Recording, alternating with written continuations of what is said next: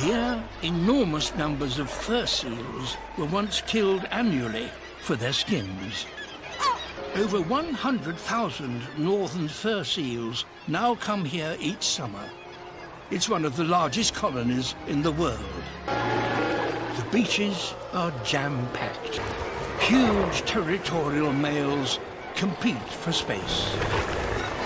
It's dangerous for the tiny pups, which weigh just a 50th of the adult bulls.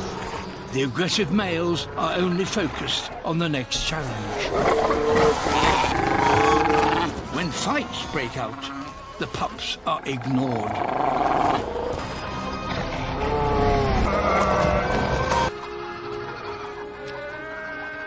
In the aftermath, many pups lie injured.